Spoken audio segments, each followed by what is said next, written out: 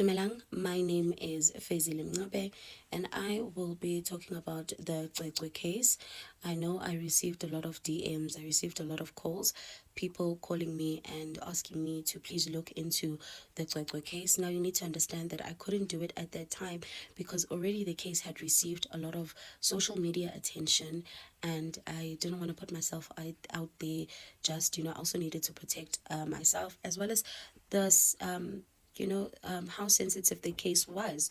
The last thing that the family needs is to, was to hear, something that might, bring them back to that pain once again, even though it is an ongoing investigation. So I just didn't want to, be through all of that, take the family through all of that. But I needed permission first in order to do this video. And now that a lot of the dust has died down, I feel that now is the time to talk a little bit more about the Cwecwe case. Now, please note that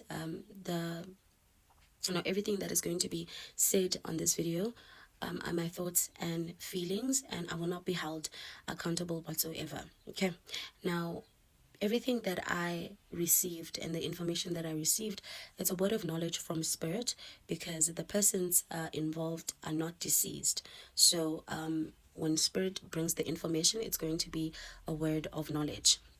So let's get into the case. So number one, there's a lot of information that has been withheld in terms of what happened to Cwecwe, and hence the story that we are running with, it provides little to no information or lead that police can work with, or anyone for that matter can work with, because there is some other information that has been withheld.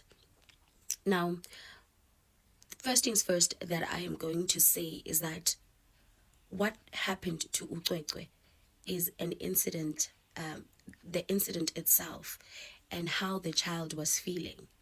This is because the person who did this to Cwecwe, it's someone that she knew, it's someone that she trusted. Hence, it's very difficult for her to remember as to what happened. When a stranger approaches you, and it's someone that you do not know, that touches you a certain way and does something to you in a certain way, it's very likely that you are going to remember that, no, I was approached by someone, or someone that I did not know did this to me.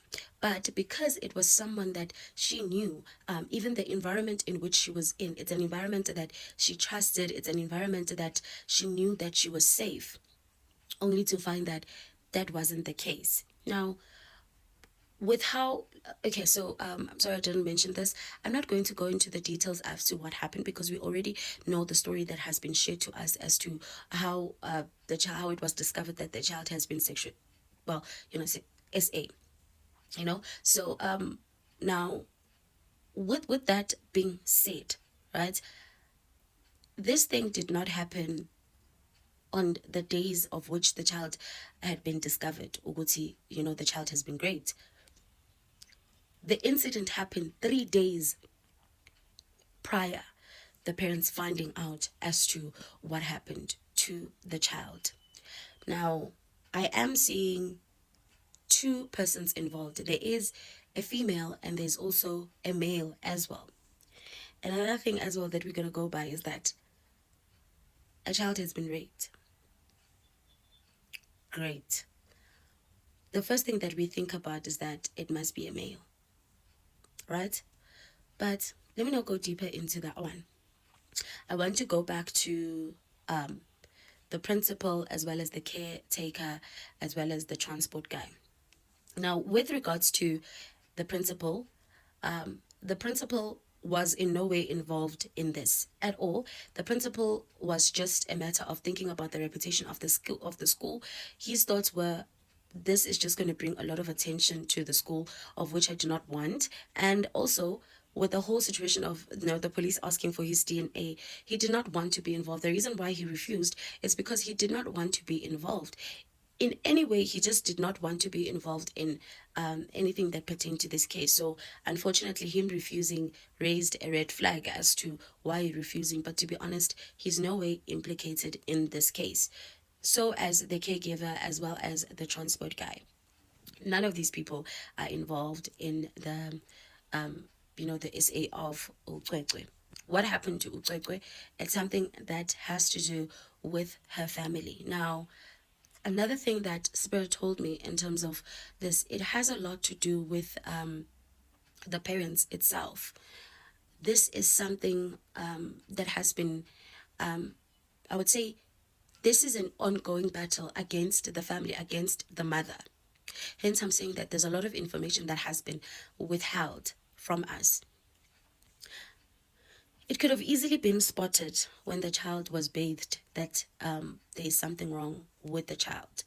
It could have easily been spotted that the child is not okay. This was only discovered on Tuesday that, okay, the child is not feeling well. The mother needs to look around the people that take care of Cwecwe, as well as the people that are within her circle, because this is an act of passion. It's a crime of passion.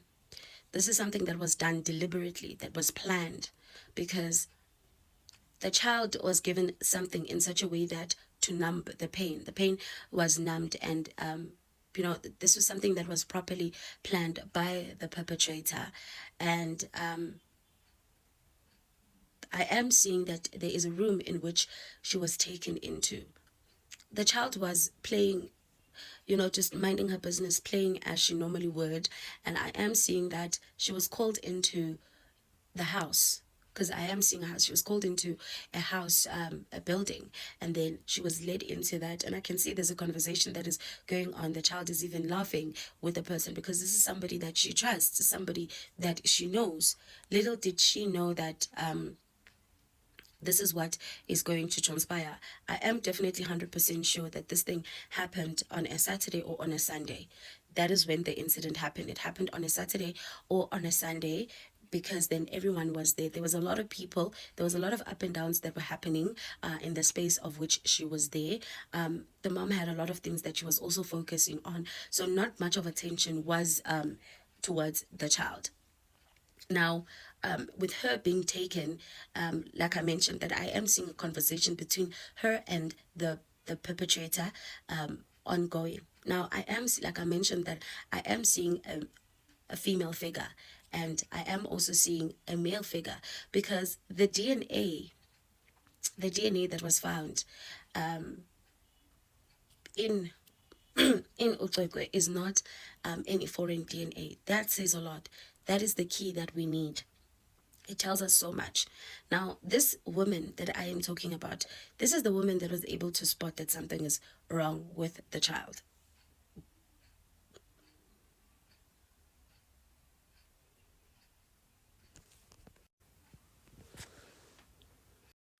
Hello Mzansi, welcome to Mzansi. If today is your first time visiting this channel, please do the right thing and click the subscribe button, and also don't forget to smash the like button. Bantu basazama ukusolve icase yaqoqa umntwana lona 7 years libamdlengula lapha esikolweni eBackview College last year October.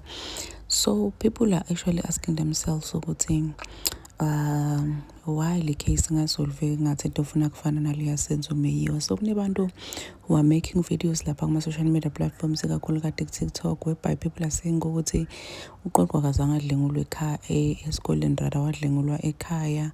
So nakehle lezi siyakhombula kusuka wakhipha video athi ufuna makaxoxwe aye kuyo, ufuna inamba yamakaxoxe because lento latomtshela yona itomthusa kanti futhi iyotsilita nemndeni. Uthi Rune 1981, why umama kaXoxwe angafuni ukuya ukuyisa uCwecwe kuma-social worker adlale ngathi they must test all males around her. Uthi Mahoshi washo ukhehleleza ukuthi the nation will be surprised. Uthi Bobo CPT, why mama kaXoxwe angayi emntwini. So people are actually asking themselves ukuthi why angeke kohlola enyangeni kokuthi ngibani lolu dlengule umntwana yakhe. Le case lena, it seems like indeed. So people are saying ukuthi what if principal is innocent and vele umntwana kazange adlengulwe esikoleni. Please do comment what you think below down on the comment section. Don't forget to hit the notification bell. I will see you in the next one. I am signing out. Goodbye.